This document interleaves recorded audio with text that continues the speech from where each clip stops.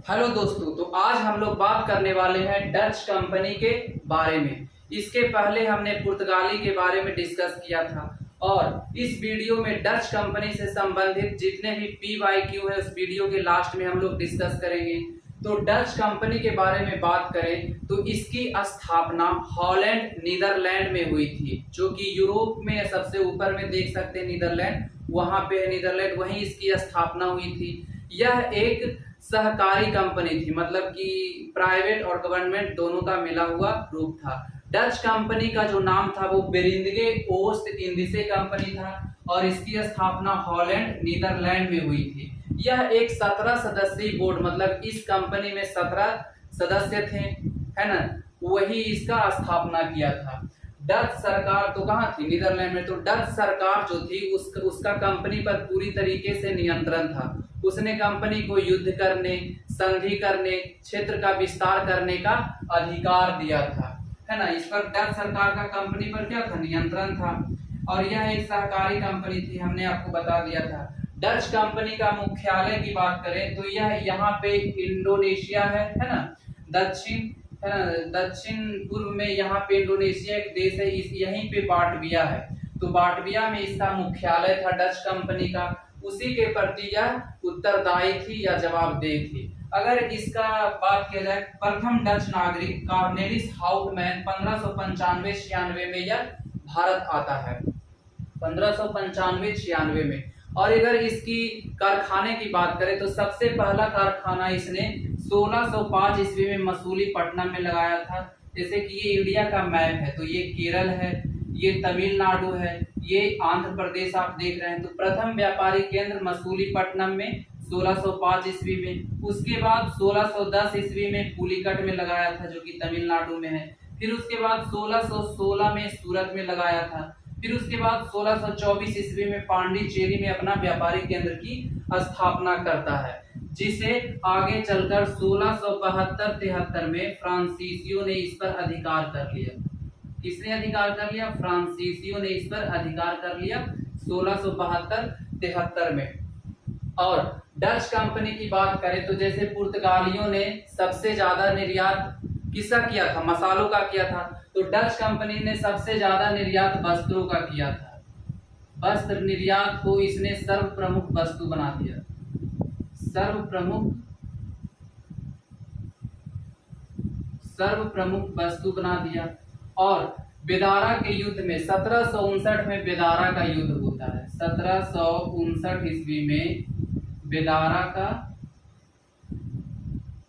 का युद्ध होता है, जिसमें अंग्रेजों ने डचों को पराजित कर दिया। डच क्या हो गए? पराजित। डचों को पराजित कर दिया। किसने पराजित कर दिया? तो अंग्रेजों ने। और भारत से डचों की चुनौती को समाप्त कर दिया। तो ये आज हम लोग डच कंपनी के बारे में पढ़े थे। आइए एक बार फिर से रिकॉल कर लेते हैं। डच कंपनी का नाम था बेरिंगे ओस्ट इंडिसे कंपनी। इसकी स्थापना हॉलैंड नीदरलैंड में हुई थी, जो कि कहाँ है? यूरोप में है, सबसे ऊपर में। यह 17 सदस्यीय बोर्ड था, मतलब इसमें 17 सदस्य थे। डच सरकार का कंपनी पर पूरी तरीके से नियंत्रण था और डच सरकार ने कंपनी को युद्ध करने, संधि करने और क्षेत्र का विस्तार करने का अधिकार दिया था। यह एक सहकारी कंपनी थी, इसे कार्टेल भी कहा जाता है, कार्टेल कंपनी, याद रखिएगा। इसका जो मुख्यालय था वो बाटविया इंडोनेशिया में था। ये यहाँ पे इंडोनेशिया है। इसी के प्रति डच कंपनी उत्तरदायी थी। कॉर्नेलिस हाउटमैन 1595-96 में भारत आता है, जो कि प्रथम डच नागरिक था। वस्त्र निर्यात को इसने सर्व प्रमुख वस्तु बनाया और 1759 ईस्वी में बेदारा के युद्ध में डचों को पराजित कर दिया। किसने? अंग्रेजों ने। और भारत से डचों की चुनौती को समाप्त कर दिया था। तो इसके व्यापारिक केंद्र की बात करें तो सबसे प्रथम व्यापारिक केंद्र मसूलीपट्टनम में 1605 ईस्वी में, जो कि कहाँ है? आंध्र प्रदेश में। ये आंध्र प्रदेश है, ये तमिलनाडु है। उसके बाद पुलिकट में 1610 में। उसके बाद फिर सूरत में स्थापित करता है 1616 में। पांडिचेरी में 1624 ईस्वी में, जो आगे चलकर 1672-73 में फ्रांसीसियों ने इस पर अधिकार कर लिया था, पांडिचेरी पर। पिपली में 1627 ईस्वी में। तो अभी जो हमने डच टॉपिक कवर किया था उसका PYQ देखते हैं। तो पहला क्वेश्चन है, भारत के साथ व्यापार के लिए सर्वप्रथम संयुक्त पूंजी कंपनी किन लोगों ने आरंभ की?